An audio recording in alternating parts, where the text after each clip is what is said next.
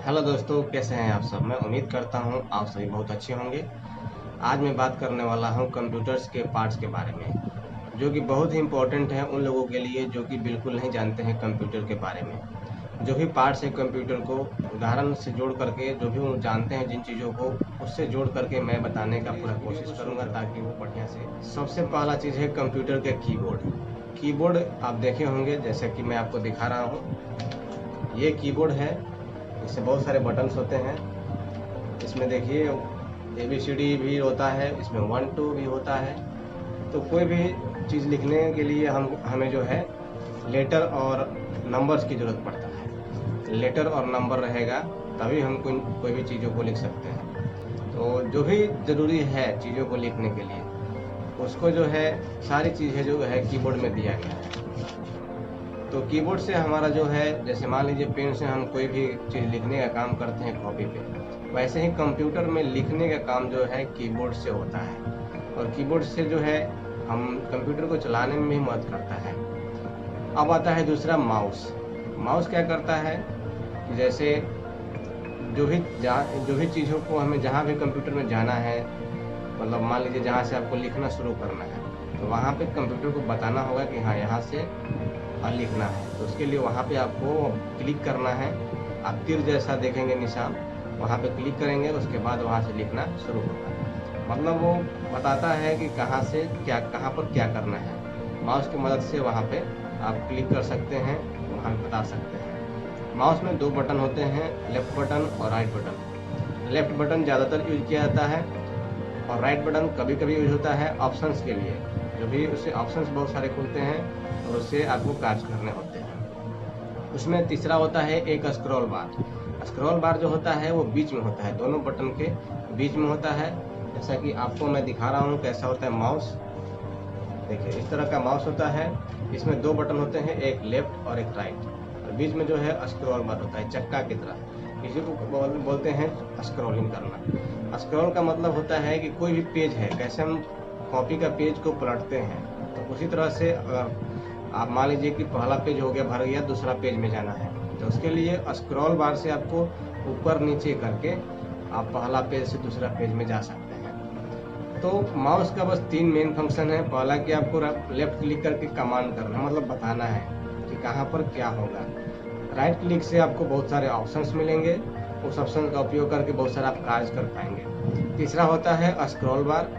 जैसे आप पेज को ऊपर नीचे, जो भी फाइल्स है, जो भी चीज़ें हैं, उसको आगे ऊपर नीचे कर सकते हैं। ये हो गया माउस के बारे में। तीसरा होता है मॉनिटर।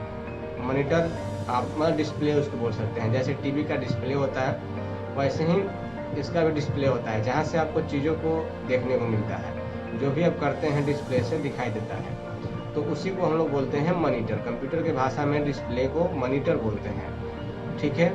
इसके बाद हम बात करते हैं जो मदरबोर्ड क्या होता है। मैं आपको बहुत ही आसान उदाहरण से बताता हूँ। कोई भी आप इलेक्ट्रॉनिक सामान देखे होंगे, उसमें एक हरा रंग का बोर्ड होता है। अंदर में जब आप खोल के देखेंगे तो हरा रंग का बोर्ड होता है, उसको आप जनरली किट कहते हैं। तो उसी तरह का एक जो है किट होता है लैपटॉप में या कंप्यूटर में भी, और वो भी हरा रंग का ही होता है।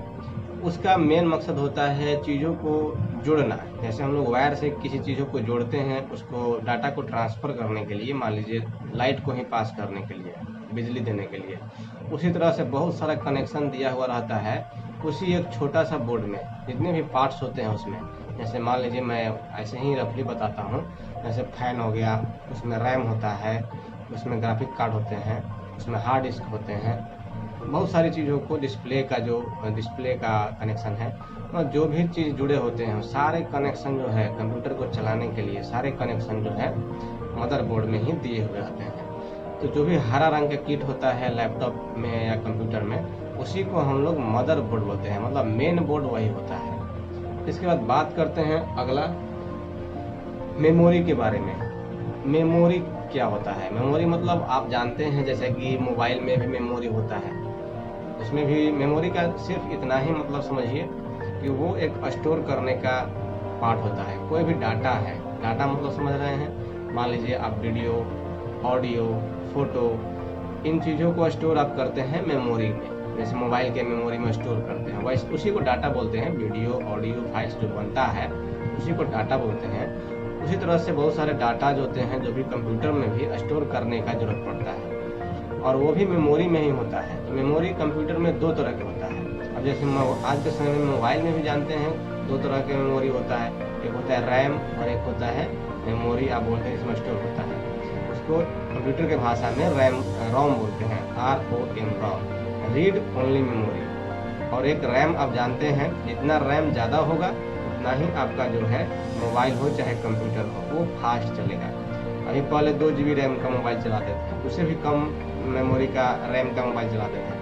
अभी जो है 6 GB 8 GB 12 GB रैम का मोबाइल चलाते हैं। उसी तरह से कंप्यूटर में भी 4 GB 8 GB रैम आप डलवा करके जितना आपको स्पीड बढ़िया चाहिए आप जो है कंप्यूटर में यूज कर सकते हैं। दोनों का फंक्शन क्या है? दोनों का फंक्शन अलग अलग है, मतलब दोनों का कार्य जो है अलग अलग है। रैम जो होता है वो जब आप चलाते हैं, शुरू करते हैं मोबाइल चलाना या कंप्यूटर चलाना, तो वो क्या करता है कि जो भी आप ओपन करते हैं चीज़ों को, तो उसको उसके डाटा को वो स्टोर करता है। जो भी आप फाइल खोलते हैं, जो भी आप एक समय में 2-4 चीज़ें जो है ओपन करते हैं, तो उसको भी एक जगह चाहिए। मतलब जो आप चला रहे हों, जो भी चीज़ों को ओपन कर रहे हैं, तो उसको भी वो जगह चाहिए, तो वो रैम स्टोर करता है। अब मान लीजिए कि रैम आपका कम रहेगा, तो एक बार में 2 3 4 चीज़ों को खोलते हैं तो क्या होता है? हैंग करने लगता है, स्लो होने लगता है। लेकिन वही आपका रैम ज़्यादा होता है तो आप आसानी से बहुत सारे काम एक ही साथ में कर लेते हैं। तो रैम का मतलब समझ में आ गया कि रैम ज़्यादा रहेगा, आपका जो है सिस्टम जो है कंप्यूटर आसानी से स्मूथली चलेगा। इसके बाद आता है, एक तो रैम हो गया, दूसरा है रोम।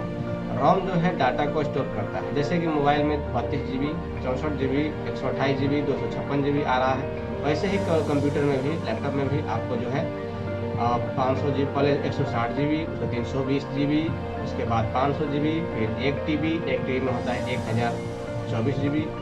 तो इस तरह से डाटा स्टोर करने के लिए जो बड़े बड़े फाइल्स होते हैं उसको स्टोर करने के लिए, वीडियो हो गया, ऑडियोज हो गया, या फिर बहुत सारी डॉक्यूमेंट्स हो गया, तो बहुत सारी चीज़ों को स्टोर करने के लिए रोम का उपयोग होता है। मोबाइल में भी जो स्टोर करना है उसको रोम बोल सकते हैं, लेकिन कंप्यूटर भाषा में उसको रोम बोलते हैं। इसका फुल फॉर्म होता है रीड ओनली मेमोरी, उसको सिर्फ रीड करने के लिए होता है। तो आप समझ गए, दो तरह के रैम होते हैं। एक होता है, जनरली दो तरह की रैम होते मेमोरी होते हैं, एक होता है रैम और दूसरा होता है रोम। रैम आप जानते हैं, रोम मतलब जहाँ पे बड़े बड़े फाइल्स जो है स्टोर होते हैं। अब बात करते हैं USB के बारे में। USB क्या होता है? USB जो होता है, एक आपको पोर्ट मिलेगा। जैसे क्या होता है कि आपको जो है लैपटॉप में या जो भी कंप्यूटर है उसमें एक पोर्ट होता है, मतलब उसमें एक तरह से जैसे आप कैसे कोई चीज़ प्लग जो है लगाते हैं सॉकेट में, उसी तरह से जो है आपको इसमें भी एक तरह का मतलब सॉकेट होता है, और उसी में लगाने के लिए उसमें एक जगह होता है, तो उसको USB पोर्ट बोलते हैं। ठीक है, उसमें जैसे कि पेन ड्राइव होता है। पेन ड्राइव आप सुने होंगे, पेन ड्राइव बिल्कुल सभी लोग जानते हैं कि पेन ड्राइव में आप डाटा को स्टोर करके एक जगह से दूसरी जगह आसानी से ले जा सकते हैं, और वो भी मतलब हो सकता है कि 320 GB का हो, 500 GB का हो, तो ज़्यादा GB का नहीं होता है, वो कम GB का होता है मैक्सिमम जनरली। तो 64 GB का होता है, 32 GB का होता है, 128 GB का होता है। तो उसको क्या होता है कि USB पोर्ट में ही लगाते हैं। कंप्यूटर में USB पोर्ट होता है, उसी में लगाते हैं। ठीक है, आप पिक्चर में देख रहे होंगे कि किस तरह का USB पोर्ट होता है। इसके बाद बात करते हैं वायरलेस माउस के बारे में। वायरलेस माउस क्या होता है? वायरलेस मतलब उसमें तार नहीं होता है। आप माउस मैंने आपको दिखाया पहले, वायर मतलब वायर्ड माउस है, मतलब तार लगा हुआ माउस होता है। उसमें भी USB पोर्ट में ही उसको लगाते हैं। USB जो सॉकेट होता है कंप्यूटर में, उसी में माउस को भी लगाते हैं। लेकिन एक ऐसा माउस होता है जिसमें जो है आपको कोई वायर नहीं होगा, लेकिन एक रिसीवर होगा, उसको USB पोर्ट में लगा देंगे और उसमें वायर नहीं होगा, वो वायरलेस होगा, और वो सेंसर के माध्यम से जो है वो कनेक्ट कर लेगा। और जो वायरलेस माउस है उसमें क्या होता है कि एक बैटरी डालना होता है, जिससे कि वो ऑन हो सके और उसके बाद कनेक्ट हो सके। तो जो काम जो है वायर्ड वाला माउस का काम है, मतलब तार वाला माउस का काम है, उसी तरह का काम जो है इसका भी है। बस यही है कि उसमें तार नहीं रहेगा और बिल्कुल आपका जो है टेबल क्लियर रहेगा और अच्छा मतलब टेबल पे तार ज़्यादा नहीं दिखेगा, तो इसलिए वायरलेस माउस का ज़्यादा यूज किया जाता है। या फिर जो है आपका मॉनिटर थोड़ा दूर है तो वायरलेस माउस का आप लोग यूज करते हैं। इसके बाद बात करते हैं यूपीएस का। यूपीएस क्या होता है? Uninterrupted power supply. यूपीएस क्या करता है? ये लैपटॉप के लिए नहीं होता है, क्योंकि लैपटॉप में क्या होता है? बैटरी होता है। तो लैपटॉप में बैटरी होने की वजह से जो है इसमें यूपीएस का ज़रूरत नहीं पड़ता है। तो इसके लिए क्या करना है कि मतलब ये जो होता है ये डेस्कटॉप के लिए होता है। जैसे कि आप देखे होंगे कि एक मॉनिटर होता है, एक बड़ा सा बॉक्स होता है, तो अलग सा मतलब कंप्यूटर में वो डेस्कटॉप आप देखे होंगे कि एक मॉनिटर हुआ, उसके नीचे एक बहुत बड़ा सा एक बॉक्स की तरह होता है। तो उसमें क्या होता है कि बैटरी का माने बैटरी नहीं होता है, तो उसके लिए हम जो है यूपीएस का उपयोग करते हैं। एक छोटा सा अलग एक डिवाइस होता है और उस यूपीएस का उपयोग कर इसलिए किया जाता है कि मान लीजिए कि अगर लाइट कट गया तो आपका सिस्टम एक पर एक बंद हो जाएगा।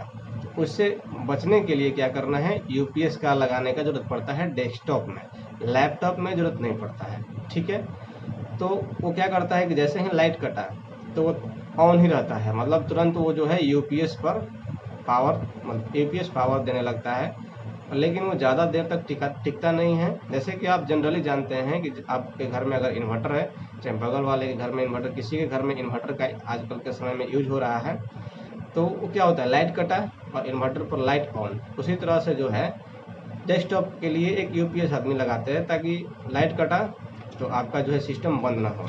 क्योंकि देखिए क्या होता है, वो भी एक मशीन है, अगर एक पर एक बंद हो जाएगा तो हो सकता है कि कोई पार्ट का नुकसान हो जाए।